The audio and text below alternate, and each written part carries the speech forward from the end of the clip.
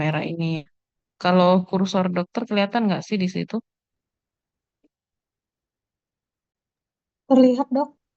Ya, thank you. Terus, nah jadi disebut HEM itu merupakan suatu metaloporfirin ya, karena dia ada porfirin dan juga metal besi ya, satu katen besi, Fe2+.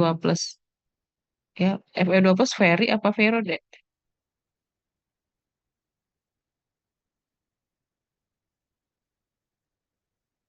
Fe2+ Ferri apa Vero?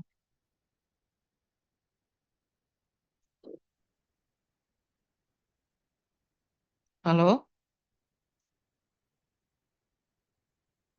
masih ingat nggak ya? Ingin menjawab Apa Radin? kalau F2 itu Vero, kalau F3 Herin. Ya, ya jadi apa namanya? Ini cincin pirol ya, ya. Ini struktur hemnya ya. Jadi ada cincin pirolnya ada empat, satu, dua, tiga, empat. Tengah-tengahnya ada atom besi ya. Nah, terus porfirin ya. Nah, kalau porfirin itu merupakan sebuah molekul siklik yang dibentuk oleh empat cincin pirol yang dihubungkan melalui jembatan metionil. Nah, kemudian ada 8 rantai samping di setiap pirol ya. Nah, rantai jadi dua maksudnya di setiap pirol itu ada dua rantai ya. Satu, dua, tiga, empat, lima, enam, tujuh, delapan ya.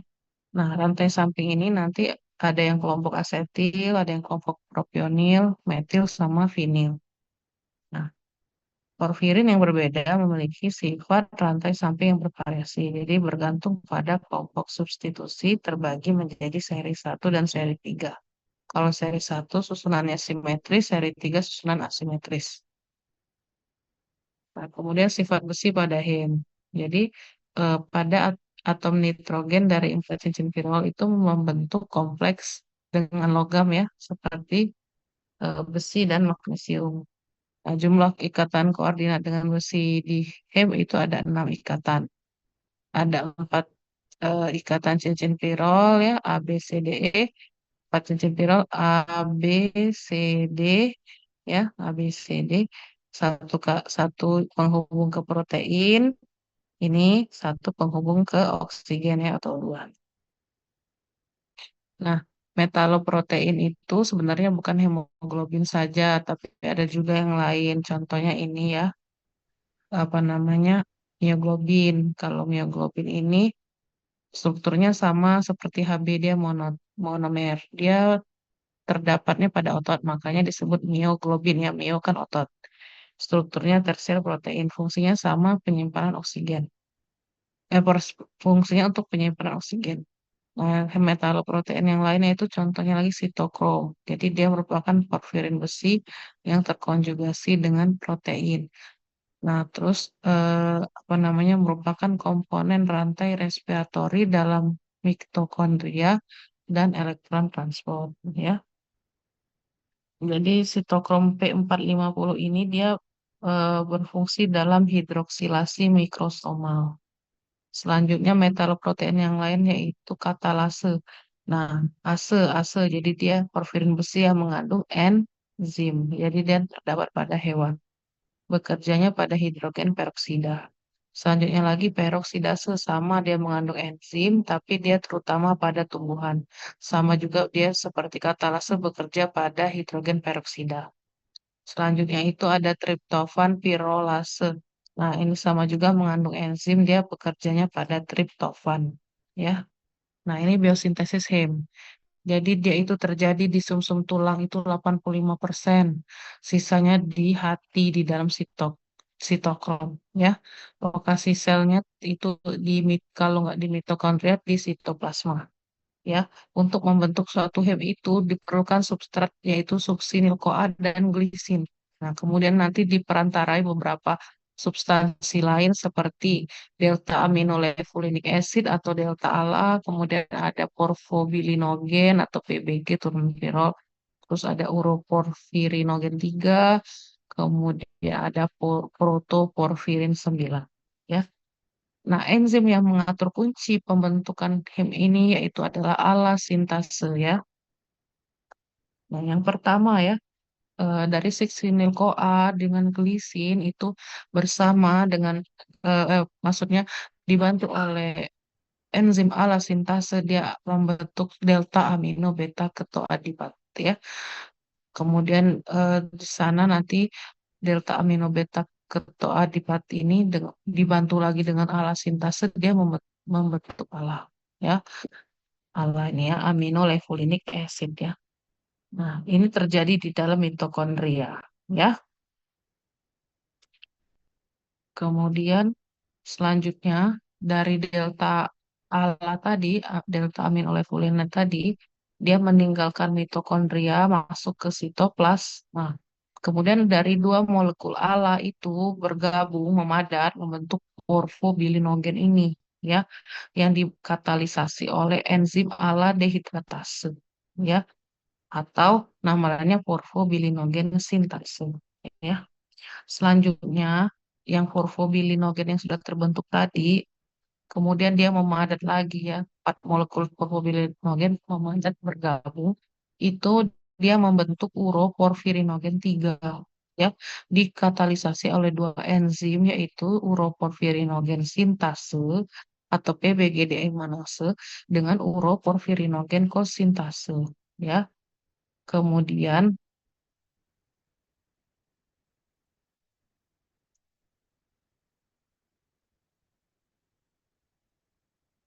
sebentar dulu ada telepon.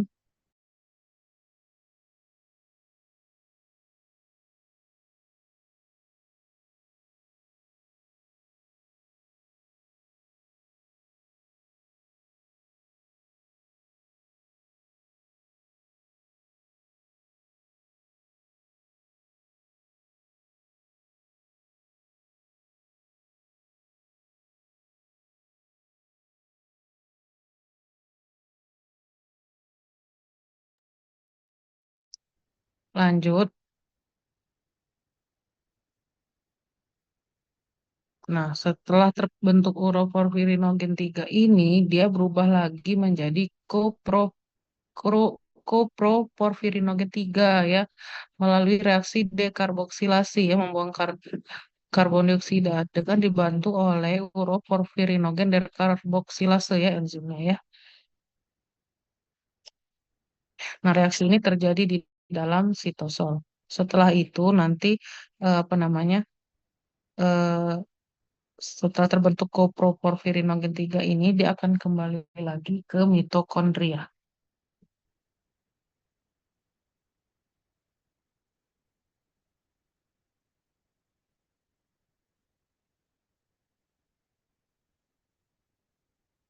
Nah, kemudian setelah kembali ke mitokondria ya, koporfirinogen 3 ini akan berubah lagi menjadi protoporfirinogen 3 ya, melalui sama reaksi dekarboksilase oksidatif dibantu oleh koproporfirinogen oksidase ya.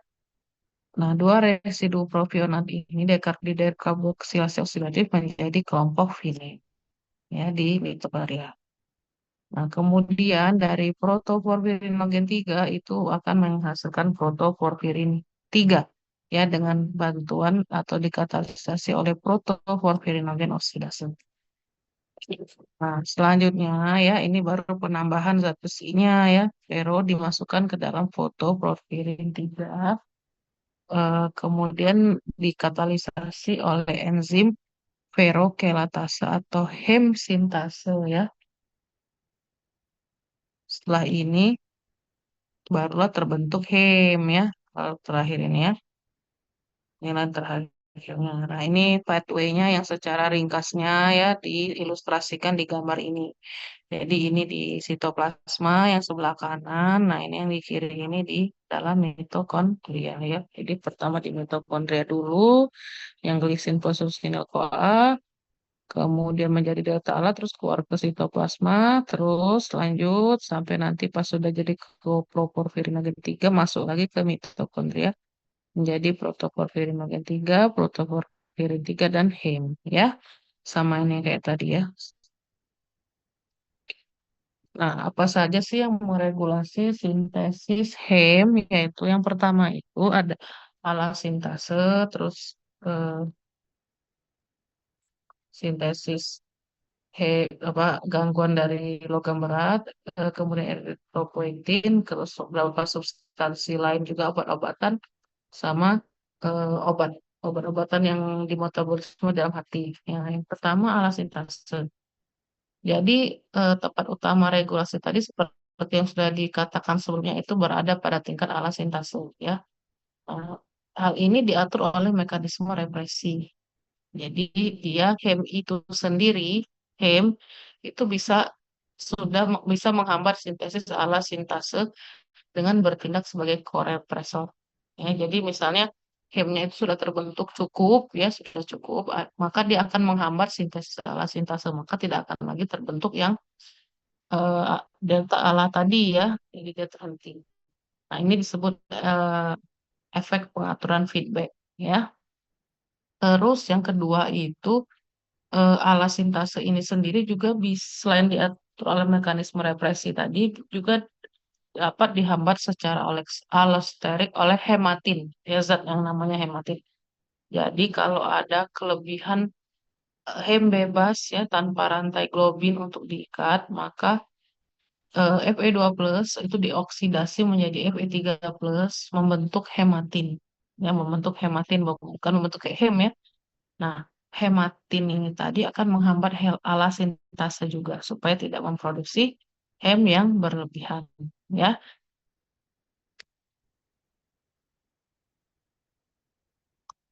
nanti eh, sintesis ini dihambat sampai nanti ada rantai globin yang cukup kuat untuk mengikat apa namanya eh, kelebihan hem bebas ya. Kemudian yang mengatur alasintase tadi, enzim alasintase adalah apabila terjadi kekurangan atau defisiensi vitamin B6. Apa nama vitamin B6 yang kemarin kita belajar metabolisme vitamin nama lainnya? Apa ya? Jadi contohnya apa yang mengganggu apa sintesis vitamin B6 di tubuh adalah obat-obatan seperti isonicotinic acid hidrazid atau isoniazid ini ya INH. Ini merupakan obat untuk tuberkulosis. Dia bisa menurunkan ketersediaan piridoxal fosfat juga dapat mempengaruhi sintesis HEM. Makanya pada penderita infeksi tuberkulosis ya yang mendapatkan obat INH atau isoniazid juga harus didampingi dengan pemberian vitamin B6 ya. Nah, selanjutnya, apalagi yang meregulasi sintesisnya yaitu adalah logam berat, ya. Jadi, eh, misalnya itu oleh timbal, ya, timbal itu dia dapat menghambat eh, aldehidratase dan juga ferrovelatase, ya. Apalagi yang mengatur regulasi sintesis HEM yaitu hormon eritropoietin atau EPO yang dikeluarkan oleh ginjal, ya. Jadi fungsi eritropoietin ini merangsang produksi eritrosit. Ya. Ginjal ini menghasilkannya 85 sampai 90% eritropoietin. Ya. Kalau terjadi suatu gagal ginjal atau suatu penyakit ginjal sehingga menyebabkan produksi hormon eritropoietin terganggu, otomatis dia akan menyebabkan produksi eh, RBC yang menurun dan akhirnya anemia. Kemudian juga ada hormon steroid, etanol, obat-obatan tertentu seperti barbiturat yang bisa memicu sintesis hepatik alasintase. Nah, kemudian juga obat-obatan yang di metabolisme dalam hati oleh sitokrom P450 itu juga bisa mengurangi konsentrasi HEM intraseluler. Ya, ini sama ini ya tadi yang pembentukan HEM tadi sama ya. Di sini suksil CoA sampai terakhir nanti terbentuk lahim. Nah, untuk penyakitnya ini, gangguan daripada sintesis hem ini itu disebut porfiria.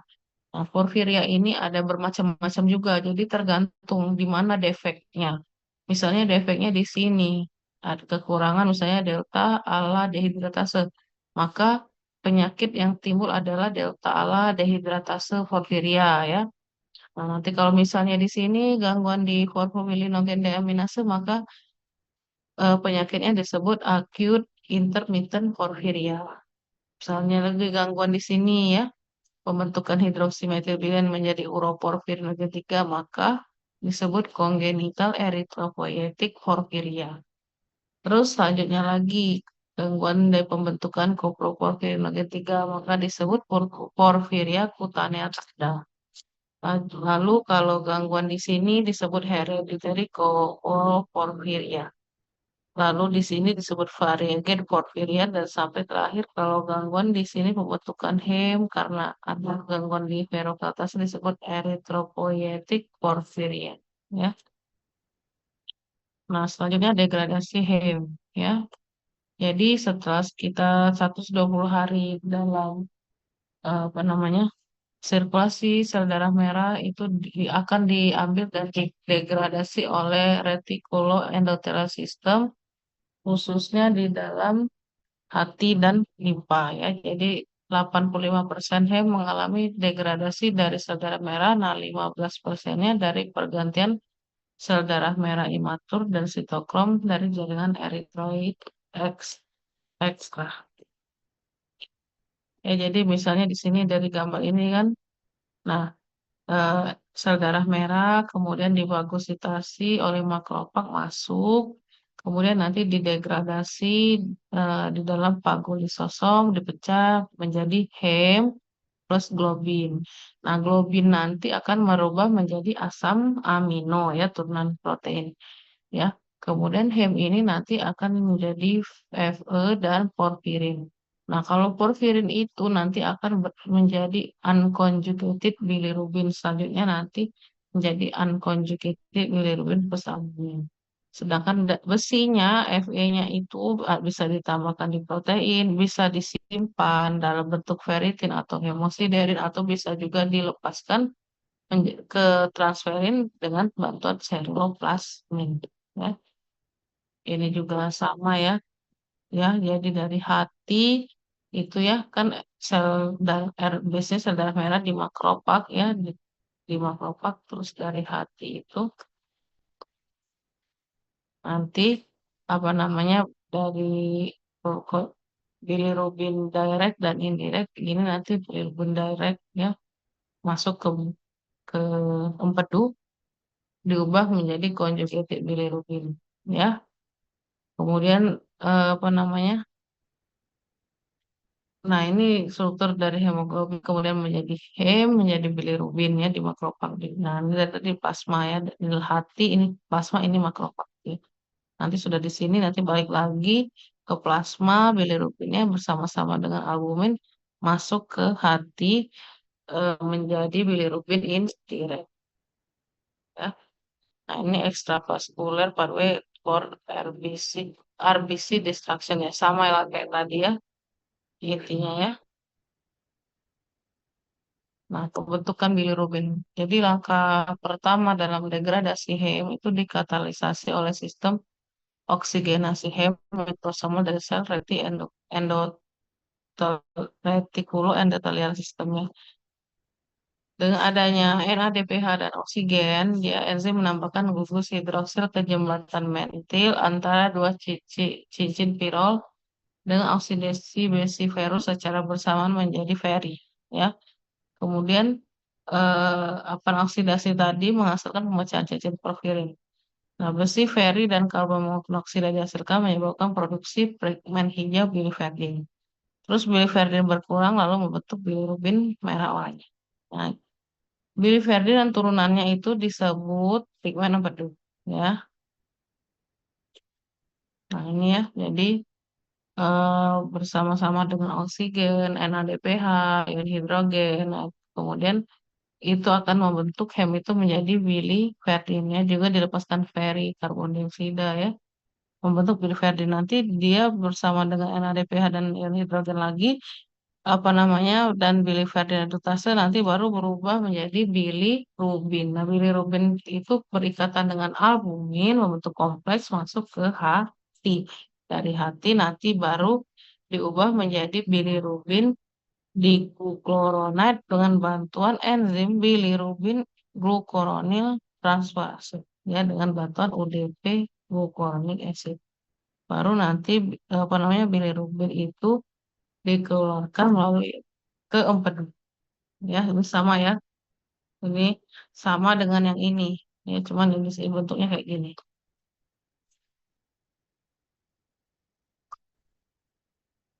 Nah, penyerapan bilirubin oleh hati. Jadi bilirubin itu hanya sedikit larut dalam plasma ya karena itu dia berikatan dengan albumin ya tadi ya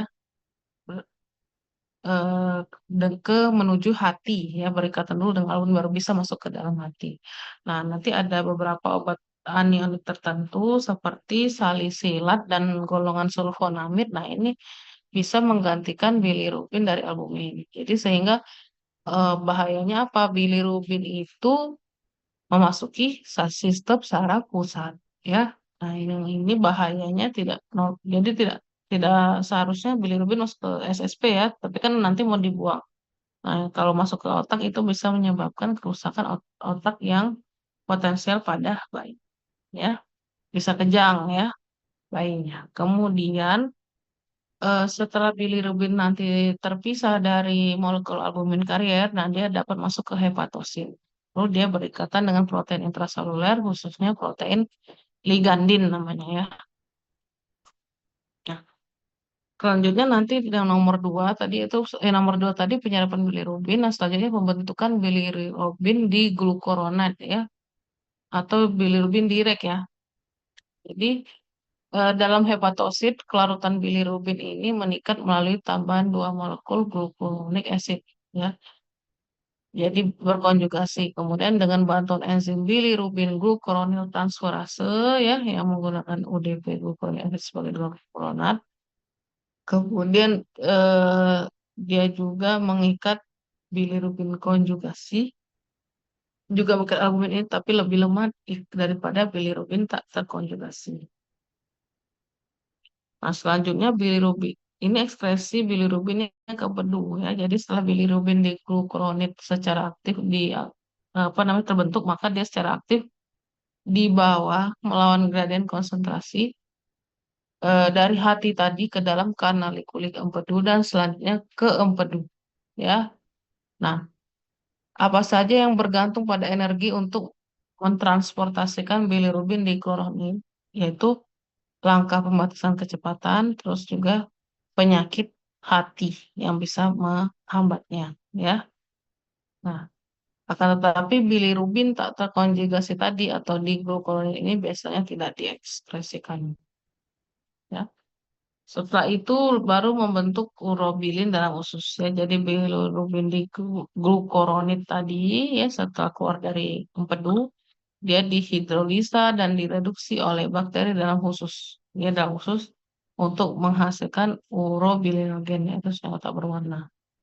Nah, kemudian hampir semua urobilinogen tadi itu dioksidasi oleh bakteri usus menjadi sterkobilin yang memberikan feses itu warna coklat ya. Jadi warna coklat pada feses itu berasal dari zat yang disebut sterkobilin ya dioksidasi oleh bakteri usus.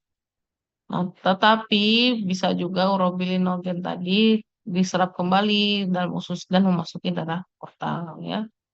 Nah, sebagian dari urobilinogen ini berpartisipasi dalam siklus urobilinogen enterohepatik di mana diambil oleh hati dan kemudian diekspresikan kembali ke empedu. Ya, nanti urobilinogen tadi yang masuk ke empedu tadi dibawa juga ke ginjal. Nanti baru inilah yang bisa memberi warna berubah menjadi urobilin kuning dan dibuang inilah yang akan memberi warna khas pada urin. Urobilin ya. Kalau sterkobilin memberi warna pada feses ya. Nah, ini yang apa namanya eh, gambarnya ya, yang singkatnya tadi sebenarnya.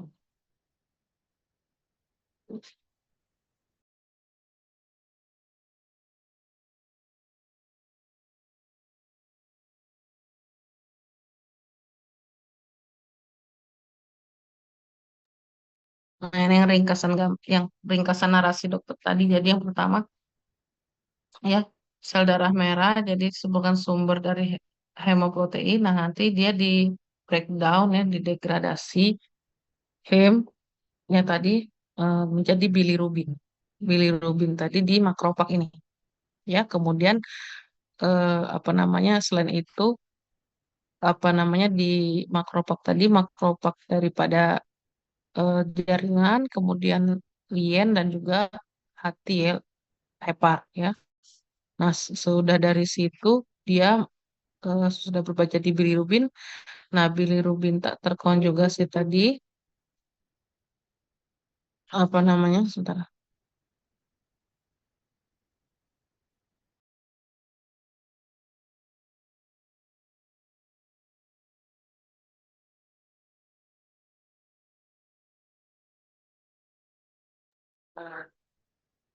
Nah, setelah itu ya bilirubin yang tak terkonjugasi dari makrofag tadi itu ditransportasikan melalui darah ya berikatan dengan albumin ya karena dia harus ada carrier baru ke hepar ya ke hati. Nah, kemudian bilirubin ini diambil oleh hepar dan dikonjugasikan dengan asam glukuronat itu membentuk tadi ya diglukuronik tadi ya bilirubin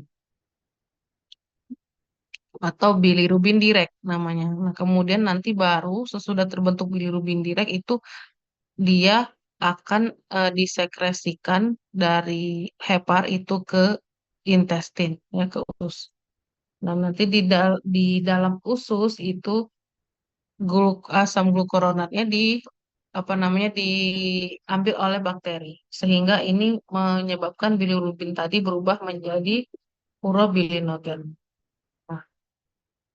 Nah, nanti dari urobilinogen tadi itu sebagian direabsorpsi dari apa namanya usus itu akan memasuki eh, apa namanya eh, portal darah portal ini ya portal blood ini ya. Nah, kemudian juga sebagian lagi dari urobilinogen tadi masuk lagi ke dalam siklus urobilinogen enterohepatik. Nah, sisa dari urobilinogen tadi nanti ditransportasikan oleh darah ke ginjal. Nah, nanti diubahlah menjadi yellow urobilin dan diekspresikan. Nah, inilah yang nanti memberikan warna kuning pada urin kita, ya. Nah, kemudian juga di sini balik lagi ke usus ini ya. Jadi urobilinogen tadi dioksidasi juga oleh bakteri usus ya. Kemudian nanti membentuk sterkobilin yang berwarna coklat ya. Telah memberi warna pada feses.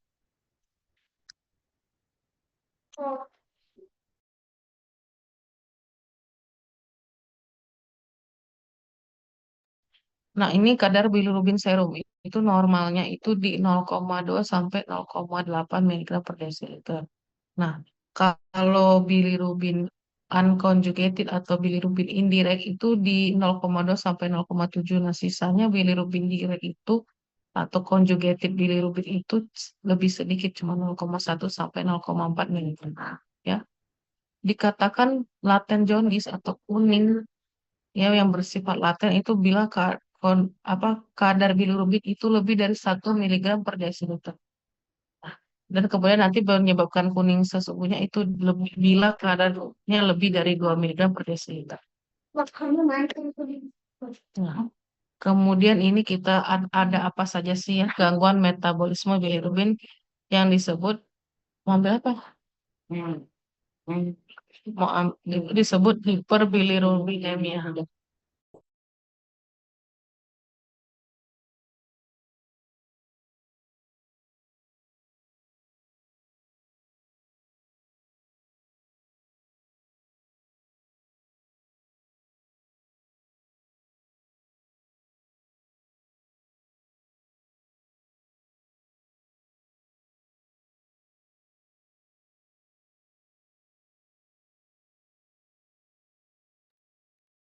Nah, ini gangguan metabolisme bilirubin atau disebut hiperbilirubinemia, yaitu tingginya kadar bilirubin di dalam darah. ya. Jadi lebih dari 3 miligram per desiliter ya kadar atau konsentrasi plasma apa bilirubin plasmanya ya. Hal ini apa penyebabnya? Yaitu ketidakseimbangan antara produksi dan ekspresi daripada bilirubin. Ya, bisa karena produksinya memang lebih banyak daripada yang diekspresikan atau gagal diekspresi karena ada kerusakan di hati atau ada obstruksi di saluran ekspresinya. Ya. Nah, kalau bilirubin dalam darah meningkat itu nanti akhirnya bisa masuk ke jaringan yang normalnya tidak bisa masuk ke jaringan, tapi kalau sudah terlalu tinggi bisa masuk ke jaringan menyebabkan kuning. Ya, hal inilah yang dikenal secara klinis sebagai penyakit kuning atau nama lainnya ikterus atau jaundice. Nah, ini gangguan metabolisme bilirubinnya. Jadi ada beberapa tipe, ada prehepatik, ada intrahepatik, ada poshepatik. Ya, kalau prehepatik contohnya penyebabnya hemolisis ya biasanya misalnya penyakit autoimun ya kemudian eh, jarang tapi ya dia tergantung pada regel tertentu. Kalau intrahepatik apa artinya di heparnya benar kelainannya bisa misalnya ada infeksi penyakit hepatitis A atau B atau C ya seringnya seperti itu atau bisa juga ada obat-obatan tertentu ya atau zat kimia tertentu yang dimetabolisme di hati misalnya acetaminophen sama alkohol. Ya ini bisa menyebabkan kuning. Terus juga atau memang kelainan bawaan ya, misalnya gangguan metabolisme bilirubin. Contohnya penyakit ini yang ada di sindrom-sindrom ini ya. Gilbert syndrome, Crigler-Najjar syndrome, Dubin-Johnson syndrome, Rotor syndrome, tapi ini sangatlah jarang ya. Terus juga ada juga yang sama juga kelainan genetik juga, misalnya Wilson's disease, alpha satu antitrypsin, ya jarang juga sama. Atau memang kelainan autoimun, jadi dia suatu kronik aktif hepatitis, tapi jarang ya. Atau juga pada bayi baru lahir atau neonatus itu merupakan suatu kondisi fisiologis, artinya normal, masih dalam batas normal ya. Biasanya terjadi pada bayi-bayi yang kurang cukup bulan waktu lahir ya karena eh, fungsi organ heparnya belum sempurna. Jadi sehingga untuk membuang bilirubin itu dia eh, ada apa gangguan jadi menyebabkan kuning. Nah, atau juga biasa post hepatik ya apa namanya setelah hepar gitu. Jadi misalnya intrahepatic bile ducts atau extrahepatic bile ducts atau saluran empedu ya bile ducts itu ya. Misalnya yang ini disebutkan obat-obatan atau sirosis biliar primer atau kolangitis ya atau ekstrahepatik itu misalnya ada batu, gallstones ya atau tumor pankreas atau kolangiokarsinoma kanker di saluran empedu ya. Ini pembahasan satu-satunya yaitu maksudnya di satu-satu tadi. Yang pertama tadi prehepatic jaundice yang biasanya disebabkan oleh hemolisis tadi ya kondisi autoimun dan sebagainya.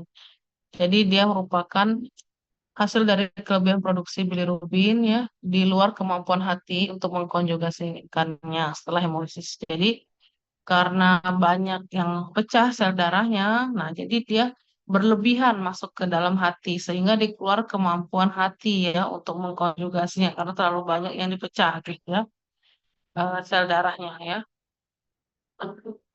Biasanya ini yang tadi disebutkan oleh penyakit autoimun. Jadi misalnya penyakit hemolitik pada bayi baru lahir yaitu inkompatibilitas resus atau inkompatibilitas golongan darah ABO atau memang suatu penyakit bawaan yang sickle cell disease ya jadi dia memecah banyak sekali sel darah merah sehingga melampaui kekuatan daripada hepar untuk mengkonjugasikan bilirubinnya.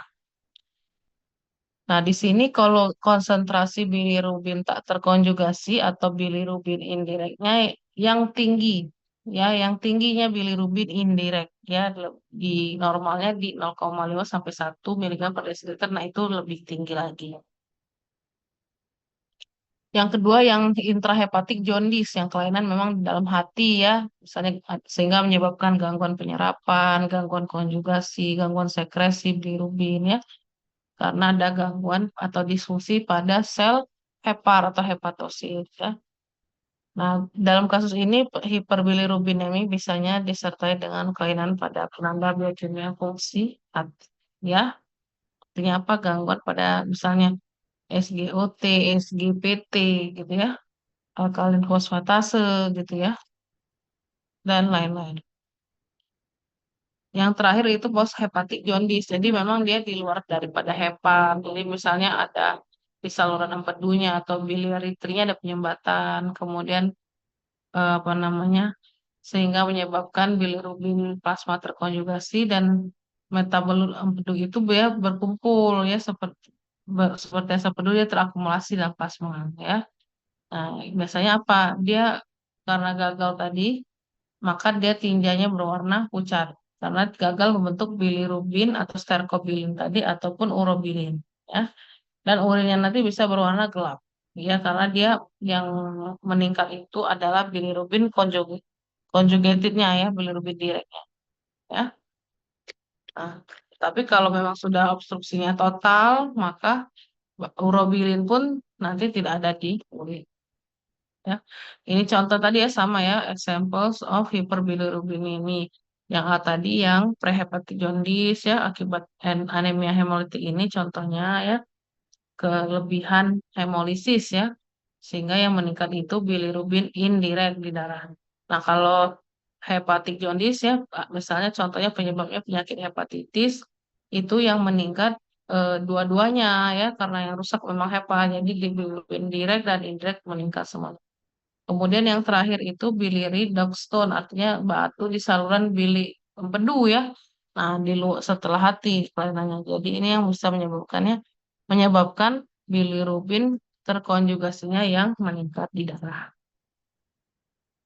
Nah, ini adalah differential diagnosis dari kuning ya. Jadi kalau misalnya kita periksakan bilirubin konjug direct, terus kadar AST atau ALT, kadar alkali fosfatase. AST atau ALT ini namanya SGOT, SGBT ya. Nah, ALP, alkali fosfatase, urin bilirubin, urin urobilinogen. Nah, nanti kalau di sini nanti bisa dilihat kalau seandainya prehepatik dia bilirubin direknya tidak ada ya. Terus nanti SGOT, SGBT-nya normal-normal aja ya karena memang bukan di intrahepatik. Begitu juga dengan alkali fosfatase juga normal.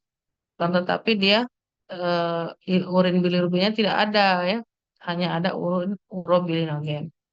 Nah, kalau intrahepatik dia akan meningkatkan bilirubin conjugated, terus SGOT, GPT, alkali fosfatasenya normal ya, bilirubin urin dan bilirubin urobilinogen urinnya ada juga ya. Kalau post hepatik dia bilirubin direknya tinggi, SGOT, SGPT-nya normal ya, alkali fosfatasnya meningkat, kemudian bilirubin urin yang ada, kalau bilirubin urobilinogen urinnya tidak ada. Oh ya, ini adalah neonatal jaundice atau ada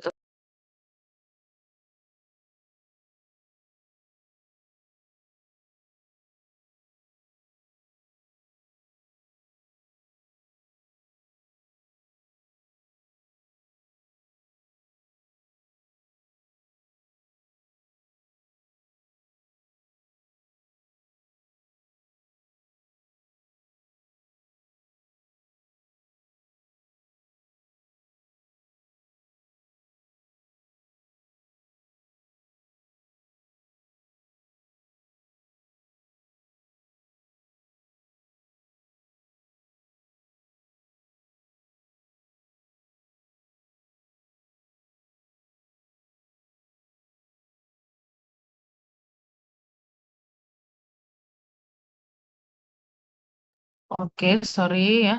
Jadi sama yang kayak dokter bilang tadi, dia banyak terjadi pada bayi matur ya, karena tadi fungsi hatinya belum sempurna benar ya. Akan tetapi dia nanti sifatnya transien atau ringan, jadi akan hilang dalam 10 hari pertama ya. Ini akibat ketidakmatangan enzim yang terlibat dalam konjugasi bilirubin, enzim yang belum matang ya.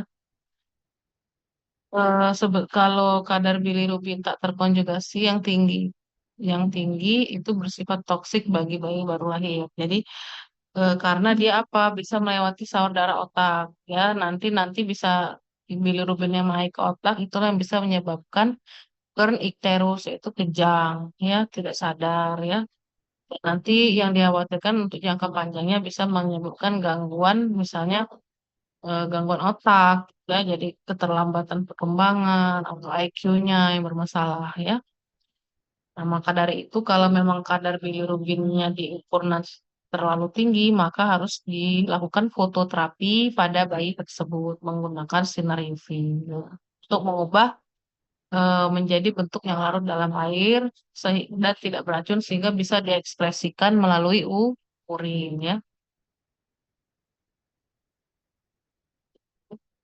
Nah, kalaupun memang sangat tinggi, benar-benar tinggi, itu bisa apa namanya dilakukan transfusi darah tukar, ya. Jadi misalnya apabila terlalu tinggi sekali, ya tidak bisa lagi menggunakan fototerapi, itu bisa dilakukan transfusi darah tukar, ya. Nah, di zaman dulu itu fenobarbital itu sering diberikan kepada ibu sebelum persalinan yang diinduksi, ya pada bayi yang prematur atau kurang bulan, ya. Untuk apa? Untuk menginduksi sintesis UDP glucuronil transferase supaya tidak kuning. Ya, Eh, akan tetapi waspada kalau kuning pada bayi itu terjadi dalam 24 jam pertama, ya, atau dia lebih dari 10 hari, ya, untuk apa namanya timbul kuningnya, maka hati-hati itu merupakan kuning yang bersifat, ya, artinya suatu penyakit tertentu yang harus dieksplor lebih lanjut penyebabnya, ya. Nah, kemudian contoh gangguan lainnya adalah Gilbert syndrome, yaitu Guan hati jinak, ya. Ini setengah dari induk itu terkena malnutrisinya, jadi dia ditandai dengan peningkatan bilirubin tak terkonjugasi yang ringan, ya, dan berfluktuasi yang disebabkan oleh penurunan kemampuan hati untuk mengkonjugasi bilirubin sering berhubungan dengan proses penyakit. Jadi memang dia ini intrahepatic jaundice, ya, artinya memang ada gangguan di hatinya, ya, ketidakmampuan hati untuk mengkonjugasi bilirubin, ya. Jadi banyak pada laki-laki, timbulnya pada remaja, awal 2 bulan atau 3 bulan, dan dia dapat diobati dengan fenobarbital tadi, sama ya kayak sebelumnya tadi, dosis kecil untuk merangsang aktivitas enzim UDP glucuronil transferase. Ya. Selanjutnya contoh sindrom lain yaitu sindrom Crigler-Najjar. Ya, dia merupakan kelainan autosomal resesif dan sangat jarang kasusnya di seluruh dunia. Ya, dia banyak pada individu komunitas Amis dan Mennonite. Ya, apa dia ditandai dengan tidak adanya sama sekali atau penurunan konsentrasi bilirubin yang nyata. Jadi sama sekali tidak ada apa bilirubin atau bilirubin terkonjugasi ataupun penurunannya, ya, bilirubin terkonjugasi yang banyak, ya. Nah, jadi muncul dengan hiperbilirubinemia tak terkonjugasi berat yang biasanya muncul saat lahir. Jadi pada saat lahir itu bilirubin direknya tinggi, bilirubin indireknya tinggi, ya, sehingga beresiko terkena terus tadi pada bayinya, ya, sangat fatal, ya, bila enzimnya sama sekali tidak ada, ya, sehingga diobati dengan apa? Dengan fototerapi dan transplantasi hati, ya, nanti pada saat sudah agak lebih besar bayinya, ya.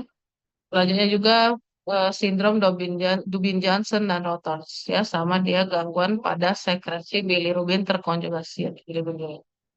Munculnya apa? Muncul dengan hiperbilirubinemia terkonjugasi yang biasanya ringan. Selanjutnya kelainan dari selain hiperbilirubinemia adalah porfiria. Ya, porfiria itu adalah sebuah nama, ya, untuk eh, kelompok kelainan metabolik, ya, yang disebabkan akumulasi dari porfirin atau porfirin prekursor di dalam tubuh yang dapat menyebabkan eh, apa namanya eh, penumpukannya porfirin, ya. Pada porfiria itu sel-selnya itu tidak bisa mengubah porfirin menjadi heme. Jadi numpuk porfirinnya numpuk di tubuh, ya. Jadi kalau porfiria itu merupakan penyakit genetik ya yang melibatkan ya beberapa salah satu enzim ya yang terlibat dalam pembentukan atau dalam sintesis HEM ya. Jadi enzimnya berkurang. Contohnya gangguan pada enzim PBG sintase, gangguan pada enzim porfobilinogen dehidratase dan lain-lain. Ya, gejalanya bervariasi tergantung enzim apa yang terkena sama eh, tingkat berat kekurangannya ya. Kemudian apakah eh, sintesis hemnya itu dipengaruhi apa namanya pada secara primer oleh pada hati atau eh, perkembangan atau saat pembentukan eritrosit ya. Jadi porfiria itu ada mutasi pada DNA kemudian menyebabkan kelainan pada enzim yang untuk membentuk hem ya proses hem sehingga menyebabkan akumulasi dari ALA dan PPG dan atau penurunan eh, pembentukan hem di tubuh ya, kemudian menyebabkan gejala neuropsikiatrik ya, gejala apa gejala tanda dan gejala neuropsikiatrik ya, atau yang kedua juga bisa menyebabkan akumulasi dari porfirinogen di kulit dan jaringan sehingga menyebabkan oksidasi spontan dari porfirinogen terhadap porfirin sehingga menyebabkan fotosensitif. Nah, ini adalah gejala-gejala umum dari porfiria ya. Jadi biasanya dia gangguan syaraf ya. Jadi misalnya sakit apa namanya? Confusion mental ya, kebingungan. Ya. Iya, kemudian kerusakan syaraf permanen ya, yang bisa menyebabkan kematian ya. Yang kedua gejalanya adalah fotosensitif ya, artinya sensitif terhadap cahaya matahari ya.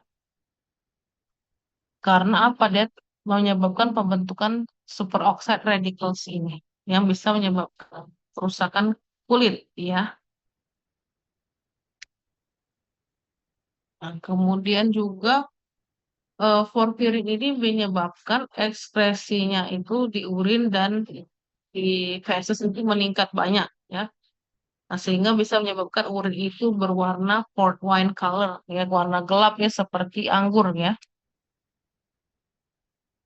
Nah, kemudian juga porfiria ini dia dikelompokkan menjadi dua, yaitu porfiria eritropoietik ya dan porfiria hepatik ya. Kalau porfiria hepatik itu bisa bersifat akut maupun kronik ya. Dan ini disebabkan oleh apa namanya bawaan, kelainan bawaan ya. Tapi bisa juga akibat kelainan yang didapat dalam konsultasi hem ya. Disebabkan oleh kelainan genetik ya atau juga bisa juga karena disfungsi hepar atau adanya keracunan ya, keracunan metal ya. Ini tadi sudah kita tunjukkan ya yang tadi dokter tunjukkan di awal-awal kuliah tadi ya mengenai apa saja porfiria yang dapat terjadi itu tergantung dari di mana letak defeknya ya. Nah, porfiria hepatik akut ya. Nah, itu merupakan eh, hasil dari apa namanya gangguan pada apa namanya salah satu enzim yaitu uroporfirinogen satu sintase pada pathway biosintesis hem ya. Nah, hal ini menyebabkan menumpuknya prekursor porfirin di hati yaitu delta ALA, ALA dan porfili delta ALA dan porfobilinogen ya. Apa saja yang bisa disebutkan? Ya, disebutkan oleh hal ini yaitu yang pertama variagen porfiria atau gangguan pada protoporfirinogen oksidase atau hereditary coproporfiria misalnya karena coproporfirinogen oksidase yang menyebabkan manifestasi di kulit ya. Nah, jadi ketika ada serangan ya, maka treatment yang harus dilakukan segera yaitu adalah penyuntikan dari human hemin ya. Kemudian eh, untuk tata laksananya itu ya juga termasuk ya pencegahan dari attacks-nya ya. Jadi dia juga kita apa namanya menghindari faktor pencetusnya dan juga memproteksi atau melindungi kulit dari sinar matahari yang dapat menyebabkan kelainan daripada kulit tadi. Ya. Selanjutnya setelah porfiria hepatik akut ada juga porfiria kutanea tarda ya. Dia sifatnya kronik ya. Kalau tadi akut ini kronik ya. Nah, itu terjadi di jaringan hati dan eritroid. Ya, kekurangan apa? Kekurangan enzim uroporfirinogen dekarboksilase. Ya, biasanya tidak ada gejala sampai usia 40 sampai atau 50-an. Ya, clinical expression yang apa bisa di apa namanya dipengaruhi oleh banyak faktor. Contohnya eh, hepatic iron overload atau paparan sinar matahari atau penyakit hepatitis B atau C. Ya, gejalanya ruam kulit ya, lepuh ya, kemudian juga urin yang warnanya merah atau merah kecoklatan ya, pada cahaya biasa, tapi pada UVA itu dia warnanya pink kemerahan ya. Selanjutnya lagi erythropoietic porphyrias ya. Kalau tadi. Nah, ini erythropoietic porphyrias itu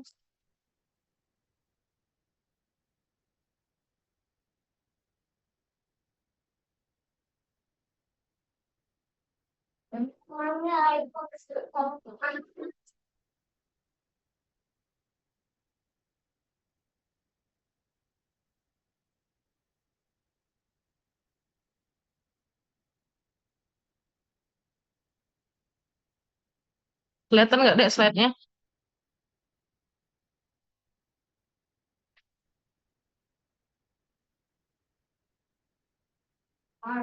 Erythropoietic porphyrias ya. Jadi dia merupakan eh,